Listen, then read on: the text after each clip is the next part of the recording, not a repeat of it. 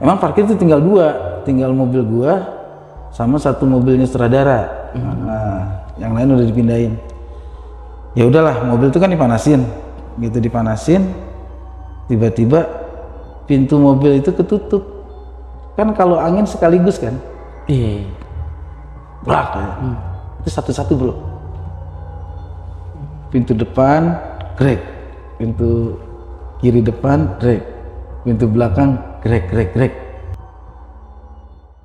Oke, assalamualaikum warahmatullahi wabarakatuh. Salam sejahtera bagi kita semua. Balik lagi di podcast channel bareng gua Yeng. Apa kabar semua teman-teman semua di rumah? Semoga sehat selalu ya, dan semoga tayangan ini dapat menghibur dan dapat mengisi kekosongan di sela-sela kegiatan dimanapun kalian berada. Oke, di episode kali ini gue udah kedatangan tamu spesial nih. Salah satunya emang idola gue dari kecil. Ya bukan siapa lagi, langsung aja kita sambut Bang Narji. Assalamualaikum Bang Narji. Waalaikumsalam warahmatullahi wabarakatuh. Bang Narji, makasih banyak nih udah hadir di podcast channel nih. Udah mau tampil di podcast kita. Bang Narji lagi ada project-project apa nih? Sibuk apa nih sekarang ini nih? Ya karena ini podcastnya horor ya. Iya benar. Gue lagi ternak tuyul sama babi ngepet. betul. Oke. Penghasilannya lumayan tuh, 1 malam 1 miliar. Idi. Cuman bini gue aja begadang jagain lilin. Iya benar. Oke, Bang Narji mau ceritain tentang pengalaman horor di kisah hidupnya lah. Kalau gitu bisa di-spill dikit nggak Bang? Cerita dikit lah ke teman-teman podcast biar pada nggak penasaran. Ya, sebelumnya gue terima kasih ya Yeng udah diundang di sini. Aduh, kita karena ini podcast horor, tadi gue diundang juga pakai kemenyan di sini ya. Iya benar. Undangnya pakai kemenyan, gue langsung nongol ke sini. Kalau bicara horor, lahir aja gue udah horor kali. Ini. Karena kalau orang kan lahir dibilang, "Bu, anaknya laki-laki," gitu. "Bu, anaknya perempuan." "Bu, anaknya anak setan." Iya, astagfirullah. Dari awal aja gue udah horor. Iya. Lu cerita horor sama gue. Iya. Cerita horor sama gue tuh gimana ya? Bukan gue takut sama setan yang takut sama gue. Kan kalau malam kita waktu kecil kan, kita main setan-setanan yuk. Iya benar. Nah kalau anak setan tuh siang-siang gitu, kita main narji-narjian yuk. Berarti kan gue lebih horor dari setan gitu kan. Kalau bicara tempat horor, tau nggak tempat yang paling horor itu di mana buat gue? Di mana tuh Bang? Cermin. Begitu ngeliat cermin, gue tuh, setan gitu. Katanya gue sendiri gitu kan.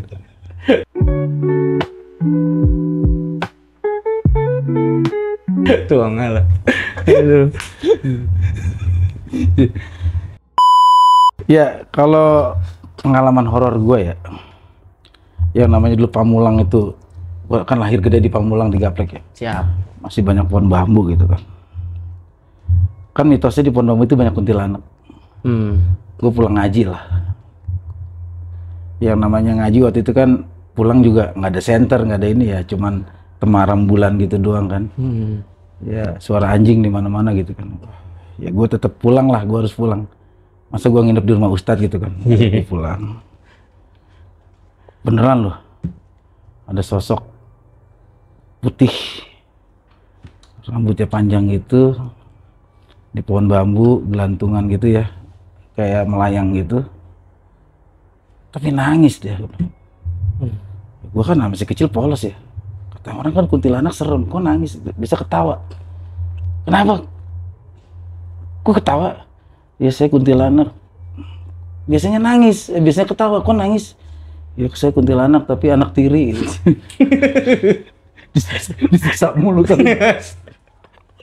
Aduh, Kacau juga anaknya. aduh. Iya kalau bicara setan sekarang itu kan, setan sekarang mah aneh-aneh ya. Iya. Kalau zaman lu kan kerasukan, mintanya kan, minta apa nih? Wah kesurupan di pohon asem gitu kan. Mintanya apa? Kan biasanya minta ayam putih, ayam merah, ayam hitam, ayam putih, ayam hitam. Sekarang kan setan sekarang beda tuh. Mintanya apa? Cewek putih yang rambutnya hitam gitu. Gue bilang, waduh.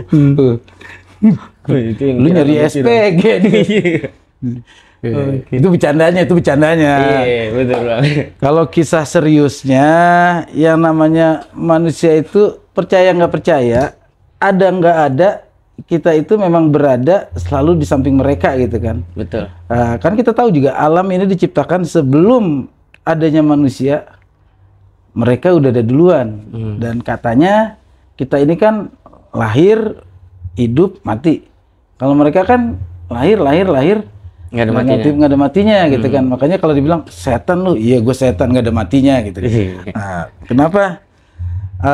Akhirnya ya kita mau nggak mau memang kita harus hidup berdampingan dan selalu kita itu ada nggak ada mereka di samping kita, ya kita harus percaya, terutama di tempat-tempat baru, di tempat-tempat yang lama kosong, atau memang tempat-tempat yang selama ini dianggap mitos, tempat itu memang sudah berbau dengan mistis.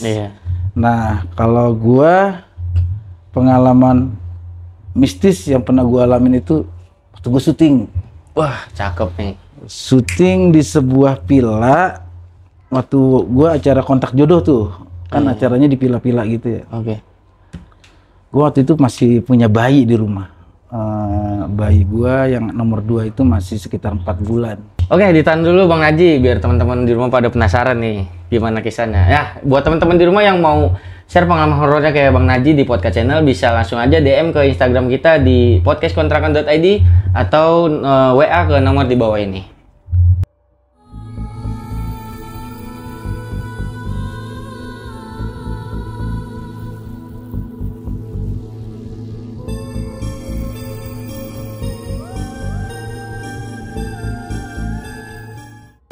Oke, teman-teman podcast, apakah kalian sudah siap menghadapi dunia tak kasat mata? Berikut kisah lengkapnya.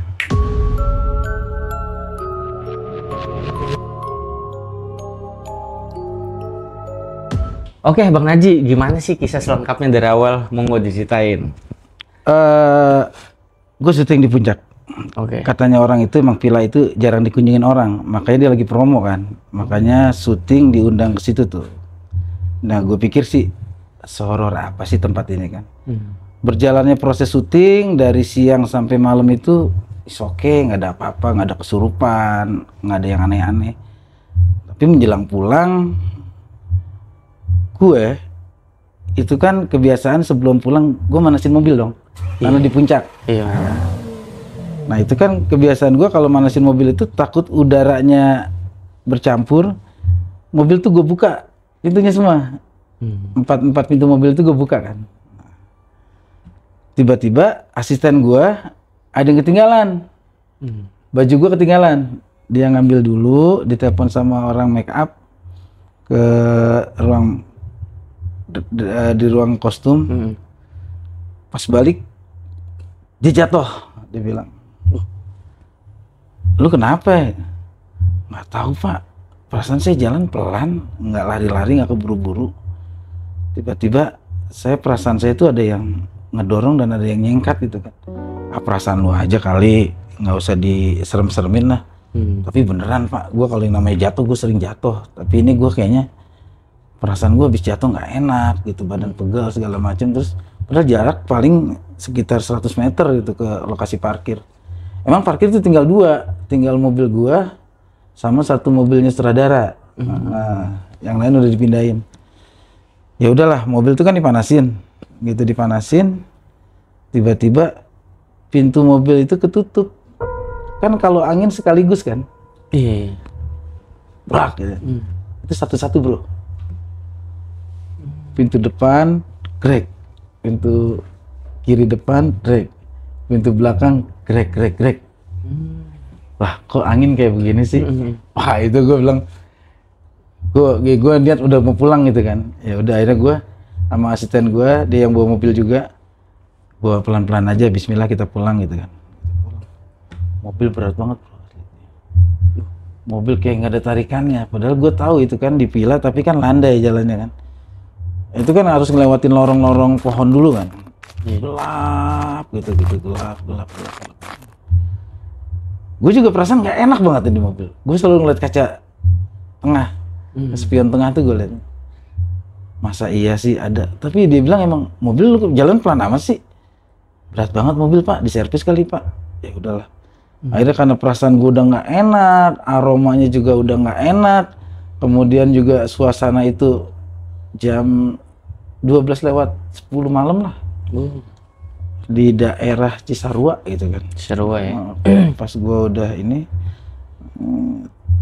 Akhirnya gue beraniin diri lah.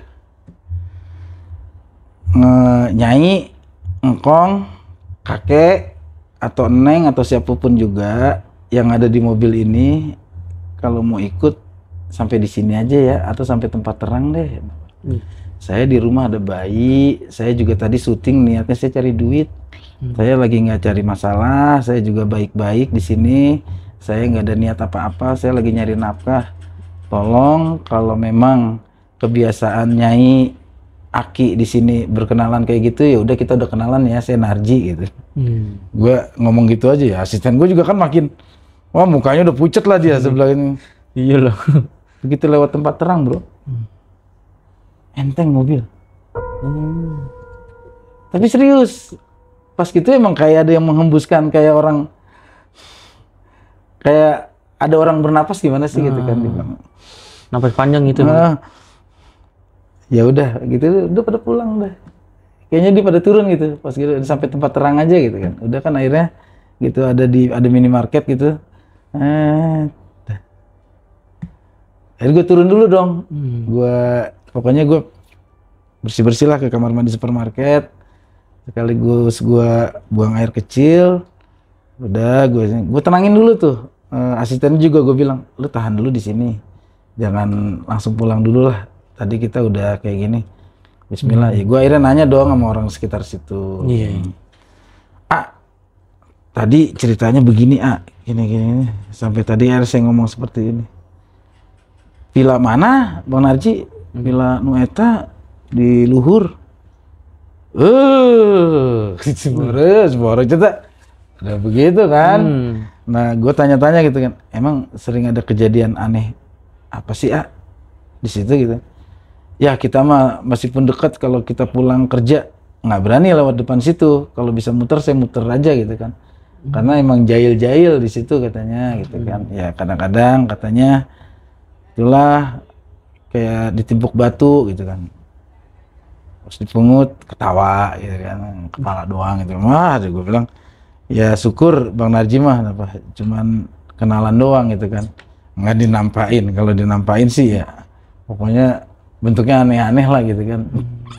Ya itulah gue pikir selama ini dalam hidup gue tuh orang yang selalu berpikir kita hidup udah sama-sama di sini, di sama-sama ciptaan yang Maha Kuasa. Kenapa kita mesti saling mengganggu gitu kan? Ternyata ada proses juga. Menarik nih. Cara kita berinteraksi dengan mereka itu ternyata mereka juga butuh interaksi dengan orang yang baru. Mereka juga ingin tahu kita niatnya baik atau enggak kayak gitu kan. Kemudian gue percaya nggak percaya, waktu gue punya anak satu, umur 6 bulan, gue ajak mudik ke rumah bini gue. Itu adalah mudik pertama buat anak gue. Anak gue begitu nyampe di Pekalongan, nyampe depan rumah mertua gue itu nangis kejer yang sekejer-kejernya. Wah, dinenenin nggak mau, dibawa ke sini nggak mau, wah nangis dah 2 jam bro, nangis, nggak minum gitu. Mukanya udah biru pucet. Gue khawatir dong. Di mana di sini RSUD gitu atau IGD. Nah, mertua gue cerita bilang, coba deh kita bawa ke, saya panggilin dukun bayi gitu, bapak panggilin gitu kan. Ya dipanggilin tuh dukun bayi gitu kan. Dipegang doang bro. Dipegang doang jidatnya gitu. Diem, nenen, tidur gitu kan. Ya udahlah gue bilang. Nah di situ kan logika gue berbicara, mana mungkin sih. Akhirnya gue tanya dong, Mbah, pripun iki Mbah gitu. Ada masalah apa Mbah gitu. Kenalan si Mbah gitu. Kok cara kenalan begitu Mbah? Bedo-bedo carane, cara kita ya kayak gini, cara mereka ya kayak gitu. Tapi kan anak saya sampai kayak gitu Mbah. Ya wis Mas Narji nggak usah banyak ngomong, nggak usah banyak tanya. Begitu cara mereka. Tapi syaratnya gini Bang Narji. Besok Mas Narji keliling kampung, bawa beras sama uang receh. Setiap jembatan yang Mas Narji lewatin, sebar uang receh sama beras. Terutama yang jembatan itu yang ada waringin kembar tuh, ada pohon beringin kembar lah gitu. Ya udahlah. Ya namanya gue orang baru, pertama kali gue bawa anak gue mudik, gue juga tepa saliro gitu ya, di mana bumi dipijak di situ langit gue ikutin lah semua ada di situ. Akhirnya gue beli beras, gue ngumpulin uang koin, ya setiap jembatan gue jalan atau gue pakai motor. Ternyata memang prosesnya ya ada-ada aja kan, maksud gue logika gue apa hubungannya anak gue yang baru ke situ, dan ternyata kata simbah dukunnya itu besok-besok Mas Narci kalau nyampe ke sini ke kamar mandi dulu, bersih-bersih, assalamualaikum, kula nuwun, anaknya jangan langsung dibawa ke dalam, dibiarin dulu di luar, adaptasi gitu kan, numpang-numpang, Mbak ini anakku gitu. Kalau bawa anak yang pertama ya udahlah, akhirnya udahlah 3 hari gue di kampung, gue pulang, gue cerita ke babe gue, babe gue masih ada kan. Kata babe gue ini, ya lu apa-apa nyelonong aja, namanya tempat beda-beda lah. Besok-besok kalau mudik kesini dulu katanya. Ya udahlah, akhirnya gue mudik berikutnya sama babe gue tuh simple banget. Jadi dia di depan rumah bokap gue ngambil tanah gini, digituin ke jidat anak gue. Udah bismillah berangkat, nggak ada apa-apa gitu. Jadi itu menurut gue ya horor banget sih enggak ya. Gue nggak lihat sosok, nggak lihat apa. Tapi menurut gue ya itulah budaya kita di timur yang akhirnya secara logika nggak bisa diterima. Tapi kalau secara kebatinan ya gue ngalamin gitu kan. Artinya ya mereka ada di sekitar kita gitu kan. Makanya gue kalau gue lagi dalam keadaan kesendiri atau gue harus ngelewatin tempat-tempat yang kayak gini, gue sekarang konsep gue berdialog kok. Meskipun dalam hati atau terucap samar, gue ucapin gitu baik-baik gitu. Bah, numpang ya Mbah, aku mulai loh. Aku putune dewe gitu kan. Saya ini cucu Mbah sendiri kok gitu kan. Ya itulah yang akhirnya gue bikin, katanya orang, Bang, kok jam segini berani masuk ke kampung ini kan serem banget gitu tempatnya. Ya akhirnya gue udah belajar dari yang diomongin bokap gue, diajarin sama yang orang ngerti di kampung mertua gue itu, ya gue apa-apa sekarang dialog dulu lah. Kayak kesini kan gue datang juga dialog dulu dengan namanya, ya gue tadi datang ke sini juga gue lihat tangganya itu kayaknya begitu gue naik tinggi banget. Katanya emang kaki gue bogel. Begitu gue naik, kayaknya berat banget itu. Oh iya emang badan gue bogel. 5 tangga aja gue udah ngos-ngosan. Gue kira ada penghuninya nih studio gitu kan. Nah, gitu sih.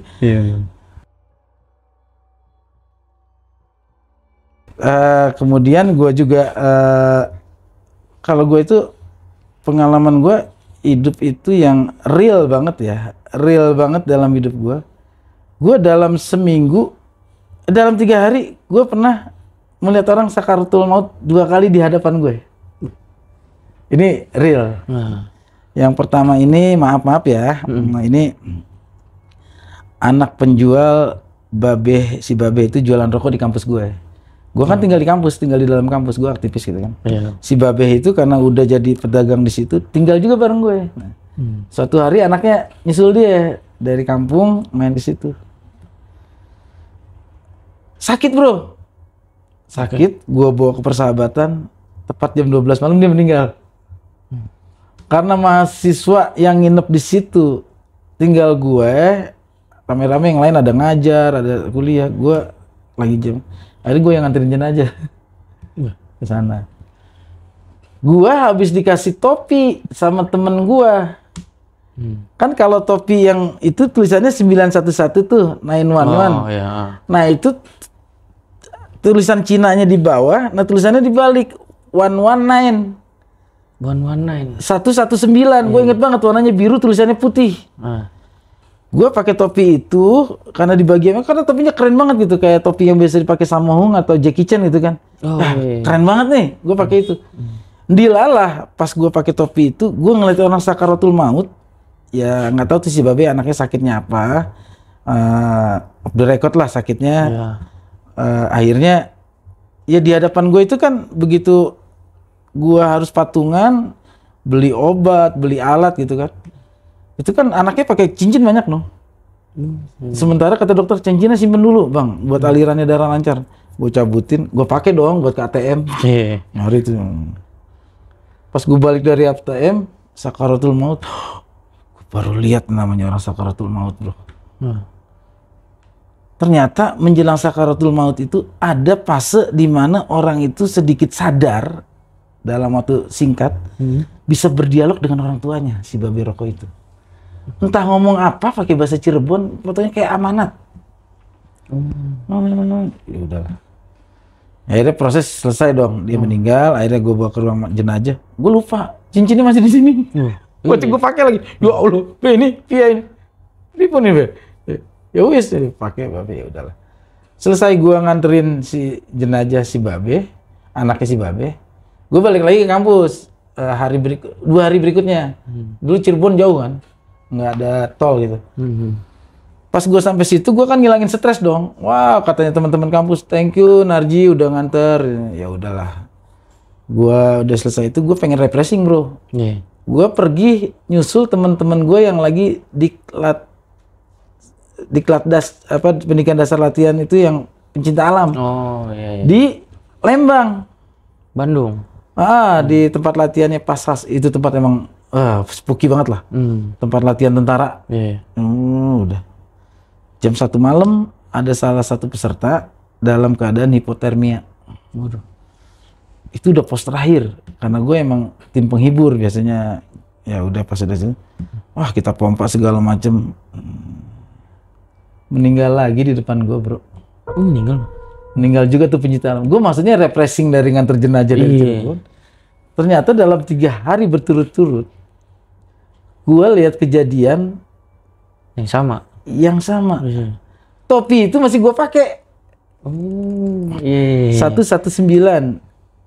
bukan 911 itu. Bukan 911 nih 119. Di bawahnya ada tulisan Cina. Gue pulang lah akhirnya ke rumah. Gue udah di kampus juga udah stres. Gue harus lihat 2 jenazah dan dari Lembang sampai Jakarta gue ikut nganter dan dalam keadaan terbatas. Lu bayangin bro, begitu sampai di mobil ya, dibawa dari rumah sakit itu turun ke kampus, kita serah terima jenazah di ruang rektorat gitu. Gue bilang karena nggak ada kain lagi ya sebelum kita antar ke keluarga, ditutup mukanya, kakinya, tutup kakinya, mukanya, waduh, gue masih kebayang deh wajahnya. Ya udahlah, akhirnya anak teriak, Narji 2 kali, lihat langsung. Ya udahlah, akhirnya gue bilang, maaf nih senior sama teman-teman, gue harus pulang dulu deh ke rumah babe gue. Gue udah stres banget gue 3 hari lihat orang sakaratul maut gitu. Gue pulang dong. Itu gue pulang. Gue masih pakai topi itu bro. Tetangga gue perawan meninggal. Astagfirullahaladzim.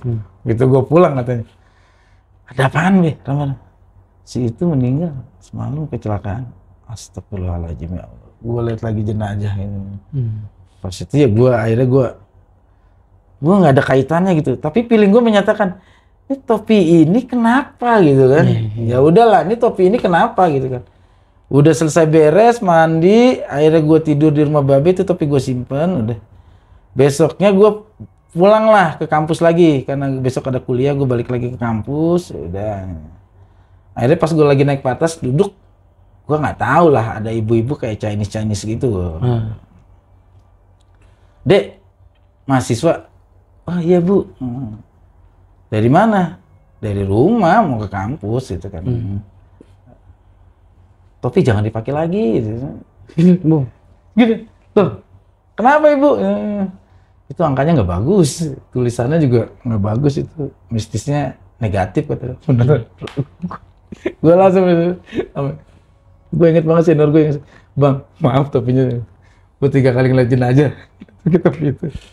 Gue bilang, percaya nggak percaya, tapi itulah gue bilang fakta yang gue ngalamin.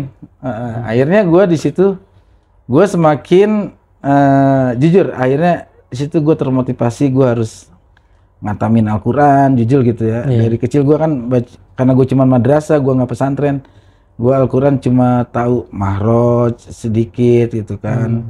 Tajwid itu seperti apa ini. Akhirnya disitulah yang gue kembalikan bahwa Gue takutnya gue ketemu sakaratul maut lagi, gue nggak tahu doanya apa, ini apa. Ya gue segala sesuatu gue ambil positif dan hikmahnya. Iya betul. Setelah kejadian kayak gitu, akhirnya gue cerita ke babe gue, kata babe gue, ya kalau lo ngambilnya hikmahnya, positifnya, ya gue senang. Ntar lu banyak-banyak doa ini, banyak ini, terus juga babe gue banyak ngasih wejangan lah bahwa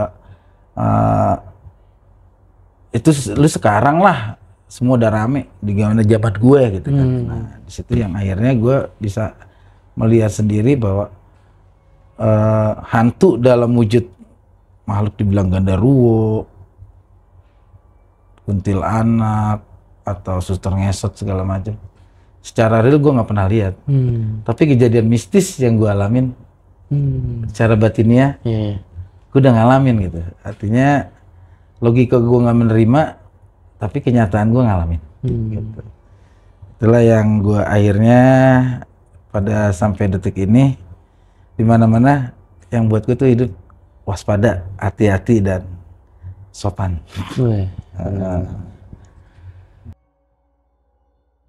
Oke Bang Haji, Ugot tanya-tanya sedikit boleh ya Bang ya? Kalau untuk masalah villa yang di Puncak itu emang terkenal angker ya Bang? Kata warga situ ya? Iya. Tapi karena gue lagi bekerja ya gue nggak. Soalnya itu posisi villanya emang agak naik ke atas. Pokoknya villanya itu gue nggak sebutin namanya ya. Iya betul. Pokoknya villanya itu jalan tembus kalau kita alternatif macet tuh. Lewat Pasir Randu, pasir apa yang lewat situ tuh? Pasir Muncang. Pasir Muncang ya. Begitu ada tanjakan, villanya di atas, tapi posisi villanya itu ada di tengah-tengah gunung itu, jadi kayak di lembah gitu. Udaranya emang gak enak juga sih, maksudnya emang udara lembah gitu. Masih belum dingin-dingin banget kalau di situ Bang? Belum dingin, tapi memang udara itu kayak yang auranya kayak kita maksudnya udah beda. Oh, maksudnya dari segi auranya. Tapi lagi posisi syuting itu rame kan Bang? Iya makanya gue bilang sepanjang kita syuting dari pagi sampai selesai syuting itu nggak ada masalah apa-apa. Maksudnya biasa aja karena peserta banyak, ini banyak dan kru banyak gitu ya. Kita bercanda aja, it's okay. Nggak ada apa-apa, cuman pasca syutingnya aja sih. Ya karena udah sisa 2 mobil juga Bang ya. Udah sisaan-sisaan, wah ini kayaknya yang gue gangguin nih. Yang dari tadi lucu-lucu aja nih kayaknya kayak gitu. Itu di tahun berapa sih Bang? Tahun 2012. Gue ingat banget, gue pas gue punya anak kedua lah. Anak gue bayi gitu kan. Nah ngomongin soal anak nih Bang ya, waktu sampai kampung nih ya kan, itu yang pas datang nangis-nangis itu warga gimana tuh, apa namanya? Ya pertama kampung itu memang masih sepi dan gue nyampe di situ sekitar jam 5 sore. Dan buat warga di situ gitu lihat ada bayi pertama kali datang ke kampung nangis, kayak buat mereka ya, wah ya udah pasti panggil mbah itu aja gitu kan. Pertama sih gue nggak percaya ya, orang baru 5 menit 10 menit begitu 2 jam nggak diem. Oh bener juga nih, mungkin Pak D itu ngomong, ya udah gue ngomong-ngomong ya udah dipanggilin. Udah biasa ya, di kampung kayak gitu ya. Udah biasa lah. Makanya Bang Najing ngelakuin ritual itu Bang ya. Tapi ada ritual-ritual khusus nggak Bang, kayak baca-baca apa komat kamit apa ya berarti? Enggak, yang pas nebarin uang receh sama beras. Enggak, pokoknya gue disuruh syaratnya begitu aja, gue jalanin begitu aja. Gue Bismillah. Maksudnya saya ngikutin tradisi sini gitu kan. Betul. Ya gue bukan syirik, bukan musyrik, tapi ya gue mengikuti budaya yang ada di situ, gue ikutin lah. Karena gue juga nggak pengen jadi dibilang orang sombong, sok tahu atau nggak ngikutin budaya, gue takut juga. Ya udahlah. Ya tapi begitu sampai pulang ke Jakarta ya nggak ada apa-apa emang. Ya itulah Indonesia, budaya, banyak budaya. Ada lagi? Ada kejadian paling horor tuh. Oh ada lagi, lanjut. Wasit semalam tuh horor banget. Oke Bang Haji, lanjut nih, kalau yang semenjak Abang Najing ngelakuin budaya-budaya kita nih, maksudnya di daerah-daerah tertentu, ke bawah nggak sih Bang? Kalau Abang lagi di sesuatu tempat nih, Abang Najing kan udah kemana-mana nih, ibaratnya kan syuting kemana-mana. Nah itu Abang lakuin nggak tuh? Kayak adat istiadat daerah situ harus ngapain kayak gitu Bang?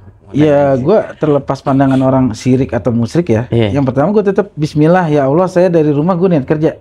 Betul. Sampai di lokasi itu ya gue yang pertama Assalamualaikum. Oke, benar tuh teman-teman. Gue pertama Assalamualaikum, numpang nyari duit. Benar-benar. Ya simpel aja kan. Cuma akhirnya gue kayak begitu, numpang nyari duit Udah kayak gitu. Jadi itu udah terbiasa buat gue. Yang penting gue ucapin pertama assalamualaikum dong. Oke, benar. Namanya kita ke tempat suatu ya assalamualaikum lah. Kita nggak tahu itu ada makhluk atau gimana. Yang penting kita itu kan ucapan keselamatan. Ntar insya Allah dia jawab keselamatan, sama-sama jaga selamat gitu kan. Betul. Ya terus juga akhirnya terbiasa juga sih kan ada budaya tuh. Kalau lewat jembatan atau gimana klakson gitu kan. Iya. Ya gue juga ngikutin kayak gitu kok. Gue itu lebih ngambil ke logikanya aja. Biasanya di tempat jembatan seperti itu takutnya ada ibu-ibu nyebrang, Hewan bang ya. hewan. Betul. Entah di sana ada arah kendaraan. Kadang-kadang kan jembatan mengecil. Betul. Di Indonesia itu kan biasanya struktur bangunan, struktur jalan antara jalan dengan jembatan biasanya jalan lebih kecil. Iya. Ya itu logikanya gue pakai. Betul. Dinding gitu kan. Terus kadang juga agak nikung tuh bang ya, nggak kelihatan. Nah kalau gue sama abang gue ngalamin juga ya, ngalamin dalam arti bisnis bokap gue kan alat pesta tuh. Di saat bokap gue udah mulai tua, urusan itu kan diserahin gue sama abang gue tuh. Gue pernah ngambil melati di daerah Cemplang, Bogor. Melati bang? Melati buat ituan pengantin. Kan dia jam 5 pagi harus diituin ke pengantin kan. Oh iya. Gue jam segini udah berangkat nih, ngambil ke petaninya. Karena biar melati itu seger. Jam 5 pagi harus sampai rumah. Metiknya tuh jam 11 malam, jam 5 malam. Pas gua ada salah satu jembatan di dekat dermaga itu, dermaga Bogor dekat IPB. Kan ada jembatan panjang loh. Iya, benar. Gua berdua abang gua mobil losbak tuh. Mobil losbak gua jadi inget lah. Sekitar jam 1:15 kali gua pulang dari sini. Mau menuju IPB gitu, gua lewat Bogor kotanya. Ada kain hitam gini di jembatan loh bro, nutup. Akhirnya gua sama abang gua tuh bawa mobil tenang. Astagfirullahaladzim. Gua itu, gua inget gua. Ya udahlah. Akhirnya kata abang gua, gua manggil dia, Ki, gimana ini Ki? Sabar, dia mau lewat kali. Ya udah. Akhirnya dia lewat, pergi. Kita mau ngelewatin atau kita balik katanya. Balik jauh banget ya tadi. Kalau balik kita lewat Ciseeng, banyak jembatan lagi. Ya udah kita permisi aja lewat. Gue takutnya khawatir pada saat itu mobil gue mogok di situ tuh gimana. Oh iya. Ya akhirnya gue bilang Bismillah ya Allah astagfirullahaladzim. Udahlah, akhirnya biasalah setelah itu gue cooling down, gue cari warung kopi, akhirnya gue nongkrong dulu berdua bang gue. Dia ngobrol lagi sama warga sekitar situ. Oh, biasa mas katanya. Biasa aja Kang. Dan itulah rasanya. Setiap jembatan itu memang hal yang aneh pernah gue lihat. Pernah juga gue pulang syuting sama Denny sama Wendy, kita bikin naskah sampai jam 3 pagi.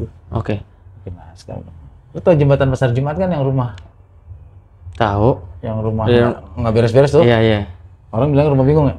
Oh iya, yang terkenal di tikungan ya benar. Iya, Cirenda benar ya. Gue pulang kan, zaman dulu kan tol itu cuman habis sampai situ kan?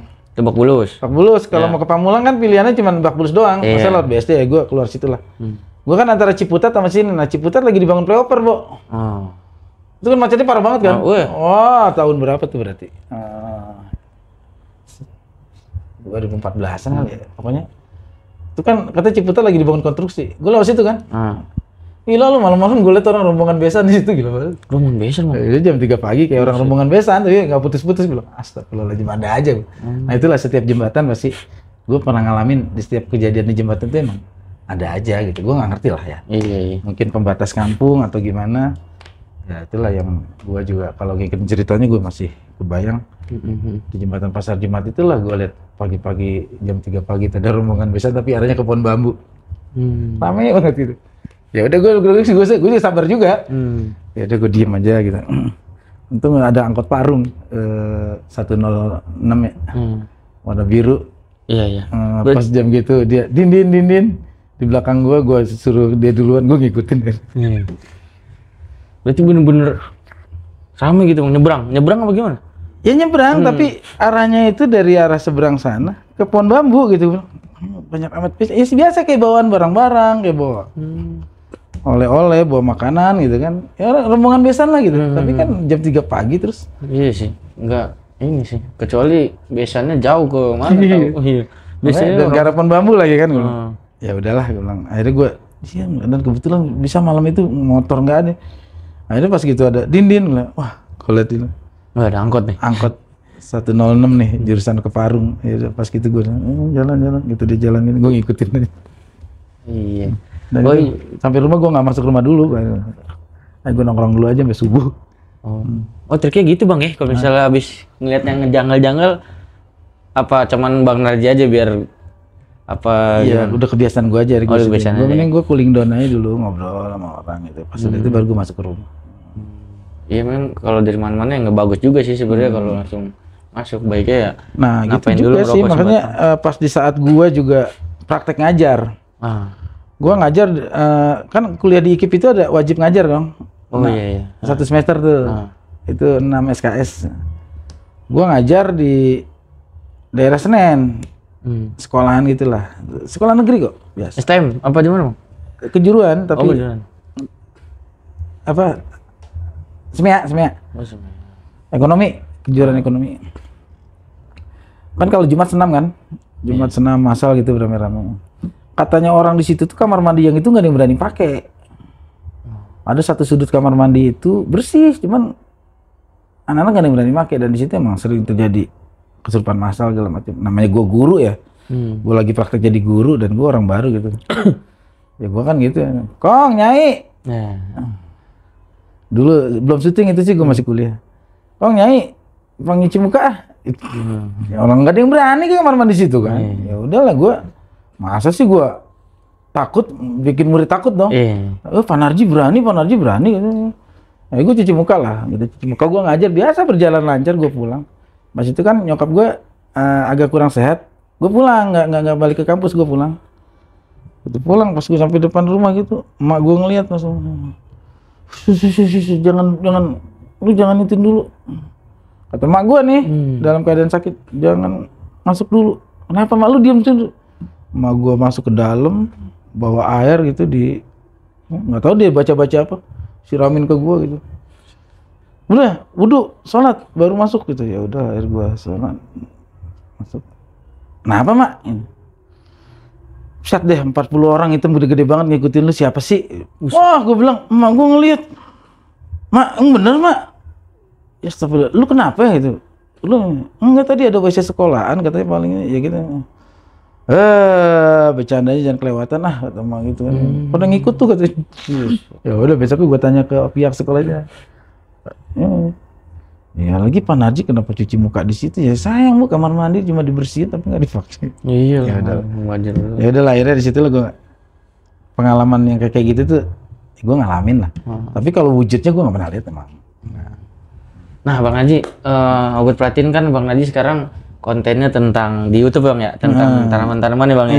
Nah ini ada banyak mitos juga nih bang tentang tanaman. Menurut Bang Narji sendiri, gimana tuh kalau kayak ada satu pohonan yang nggak boleh ditanam di dalam kah, di luar kah, apa di belakang rumah kah? Itu menurut Bang Narji gimana? Bang Narji kan bergelut di tanaman sekarang ya.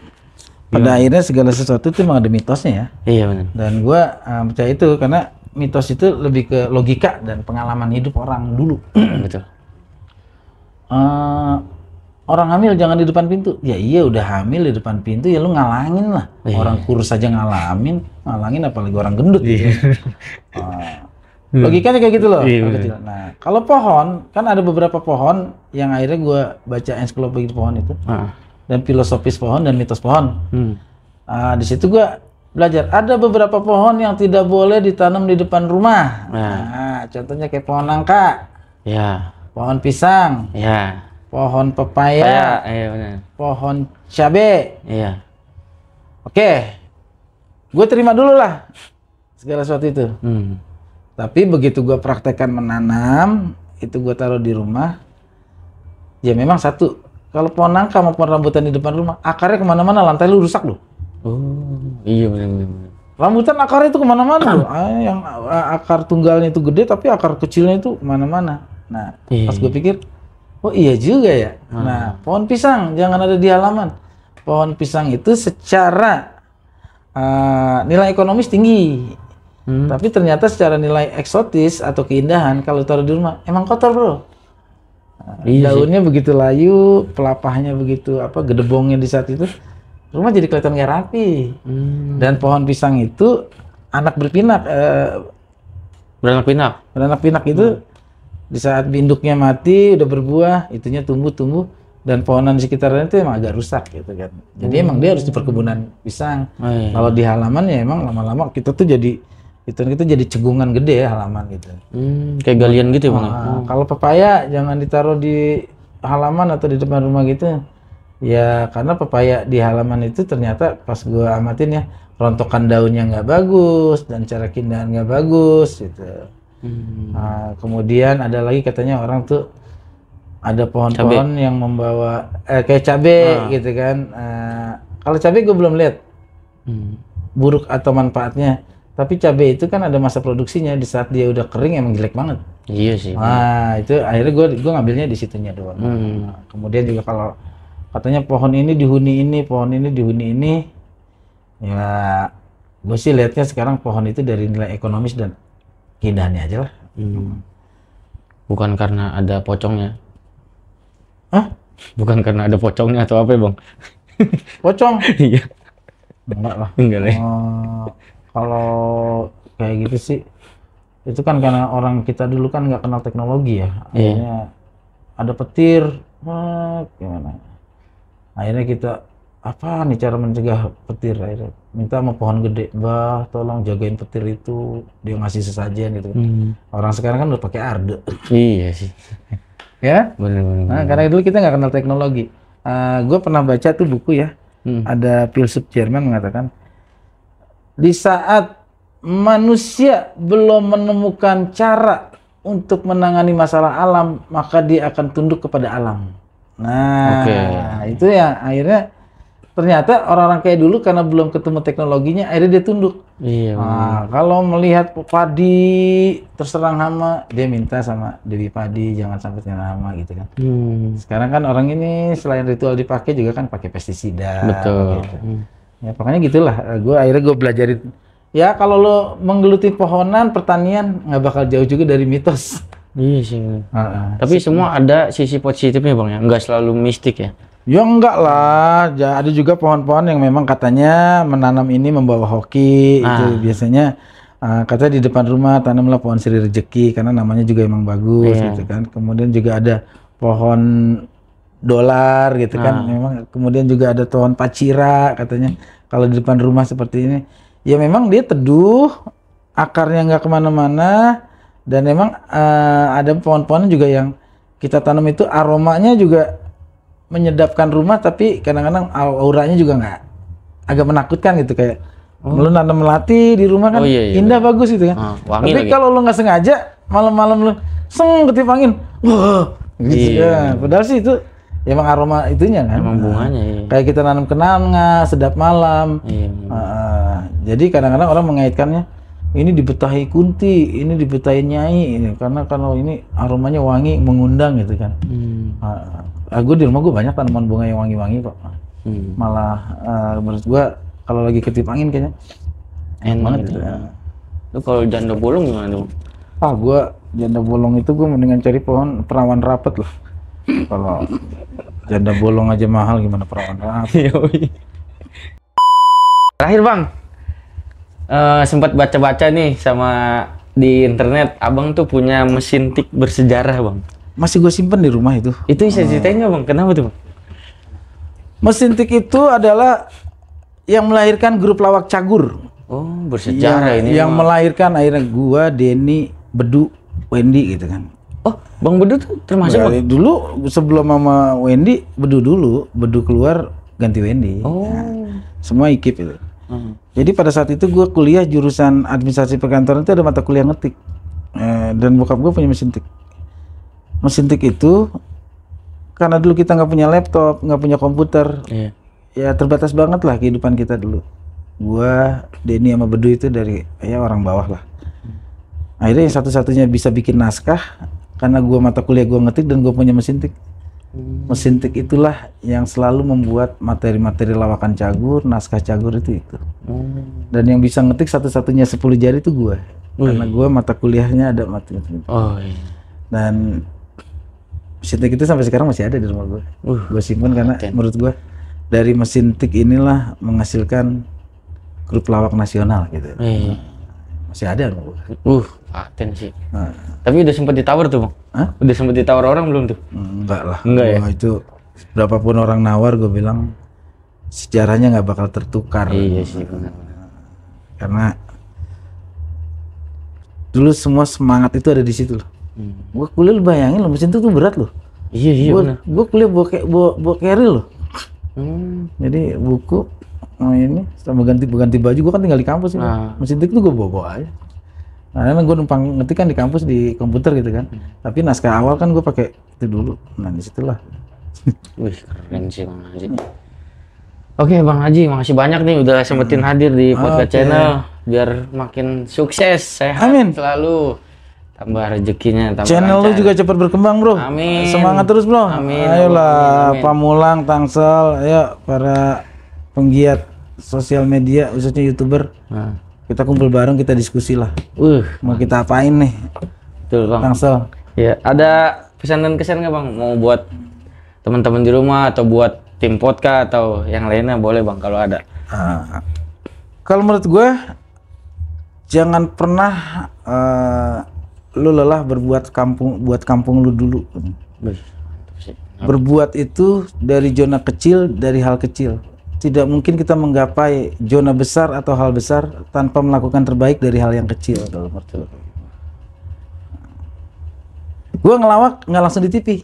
Gue ngelawak dari panggung 17-an, kenaikan kelas. Gitu.